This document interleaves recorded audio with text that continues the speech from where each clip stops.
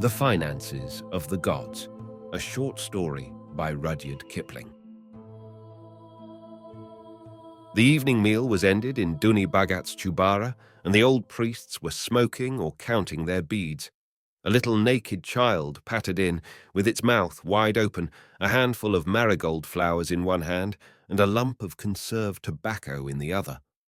It tried to kneel and make obeisance to Gobind, but it was so fat that it fell forward on its shaven head and rolled on its side, kicking and gasping, while the marigolds tumbled one way and the tobacco the other. Gobind laughed, set it up again, and blessed the marigold flowers as he received the tobacco. "From my father," said the child. "He has the fever and cannot come. Wilt thou pray for him, father?" "Surely, littlest, but the smoke is on the ground, and the night chill is in the airs, and it is not good to go abroad naked in the autumn." "I have no clothes," said the child, "and all today I have been carrying cow-dung cakes to the bazaar. It was very hot, and I am very tired." It shivered a little, for the twilight was cool. Gobind lifted an arm under his vast, tattered quilt of many colours and made an inviting little nest by his side. The child crept in, and Gobind filled his brass-studded leather water pipe with the new tobacco. When I came to the Chubara, the shaven head with the tuft atop and the beady black eyes looked out of the folds of the quilt as a squirrel looks out from his nest, and Gobind was smiling while the child played with his beard. I would have said something friendly, but remembered in time that if the child fell ill afterwards, I should be credited with the evil eye, and that is a horrible possession. "Sit thou still, Thumbling," I said, as it made to get up and run away. "Where is thy slate? And why has the teacher let such an evil character loose on the streets when there are no police to protect us weaklings? In which ward dost thou try to break thy neck with flying kites from the housetops?" "Nay, Sahib, nay," said the child, burrowing its face into Gobind's beard and twisting uneasily. "There was a holiday today among the schools, and I do not always fly kites. I play cricket like the rest. Cricket is the national game among the schoolboys of the Punjab, from the naked hedge school children who use an old kerosene tin for wicket to the B.A.s of the university who compete for the championship belt. "Thou play cricket. Thou art half the height of the bat," I said. The child nodded resolutely. "Yea, I do play. Purley ball, oat. Ran, ran, ran. I know it all." "But thou must not forget with all this to pray to the gods according to custom," said Gobind, who did not altogether approve of cricket and Western innovations. "I do not forget," said the child in a hushed voice. "Also to give reverence to thy teacher, and," Gobind's voice softened, "to abstain from pulling holy men by the beard, little badling. Eh, eh, eh?" The child's face was altogether hidden in the great white beard, and it began to whimper till Gobind soothed it, as children are soothed all the world over, with the promise of a story. "I did not think to frighten thee, senseless little one. Look up. Am I angry? Ah, ah, ah. Shall I weep too, and of our tears make a great pond and drown us both, and then thy father will never get well, lacking thee to pull his beard?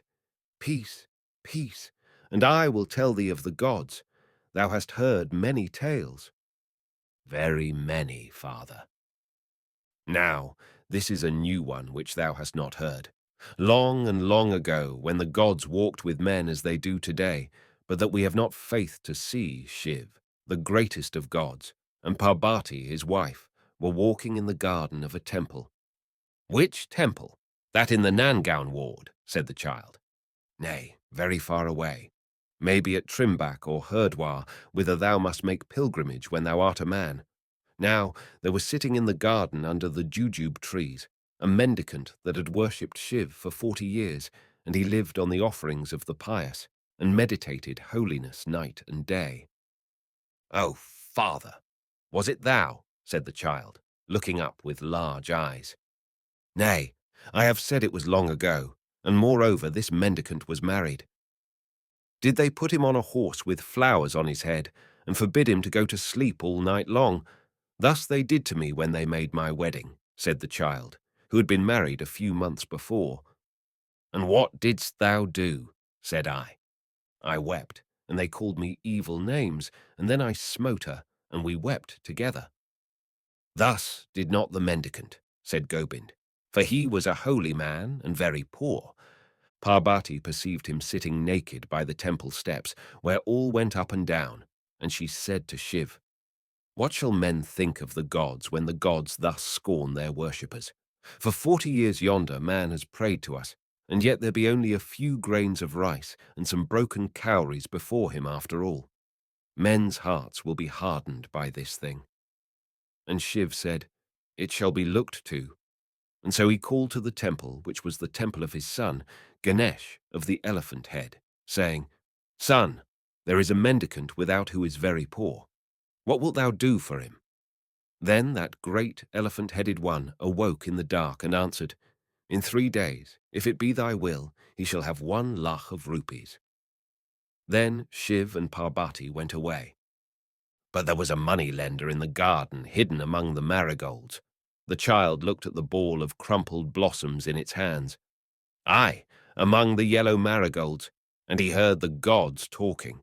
He was a covetous man, and of a black heart, and he desired that lakh of rupees for himself.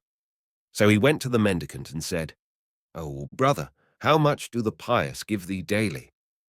The mendicant said, "I cannot tell. Sometimes a little rice, sometimes a little pulse, and a few cowries, and it has been pickled mangoes and dried fish." "That is good," said the child, smacking its lips. Then said the moneylender, "Because I have long watched thee, and learned to love thee and thy patience, I will give thee now 5 rupees for all thy earnings of the 3 days to come. There is only a bond to sign on the matter." But the mendicant said, "Thou art mad. In 2 months I do not receive the worth of 5 rupees." And he told the thing to his wife that evening. She, being a woman, said, "When did moneylender ever make a bad bargain? The wolf runs through the corn for the sake of the fat deer. Our fate is in the hands of the gods. Pledge it not even for 3 days." So the mendicant returned to the moneylender and would not sell. Then that wicked man sat all day before him, offering more and more for those 3 days' earnings. First 10, 50, and 100 rupees, and then, for he did not know when the gods would pour down their gifts, rupees by the thousand, till he had offered half a lakh of rupees. Upon this sum the mendicant's wife shifted her counsel, and the mendicant signed the bond, and the money was paid in silver, great white bullocks bringing it by the cartload. But saving only all that money, the mendicant received nothing from the gods at all, and the heart of the moneylender was uneasy on account of expectation. Therefore, at noon of the 3rd day, the moneylender went into the temple to spy upon the counsels of the gods, and to learn in what manner that gift might arrive.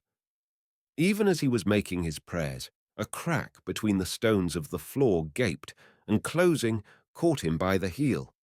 Then he heard the gods walking in the temple in the darkness of the columns, and Shiv called to his son Ganesh, saying, "Son, what hast thou done in regard to the lakh of rupees for the mendicant?" And Ganesh woke, for the moneylender heard the dry rustle of his trunk uncoiling, and he answered, "Father, 1/2 of the money has been paid, and the debtor for the other half I hold here fast by the heel." The child bubbled with laughter. "And the moneylender paid the mendicant," it said. "Surely, for he whom the gods hold by the heel must pay to the uttermost. The money was paid at evening, all silver, in great carts, and thus Ganesh did his work." "Nathu! Oh hey, Nathu!" A woman was calling in the dusk by the door of the courtyard. The child began to wriggle. "That is my mother," it said. "Go then, littlest," answered Gobind, "but stay a moment." He ripped a generous yard from his patchwork quilt, put it over the child's shoulders, and the child ran away.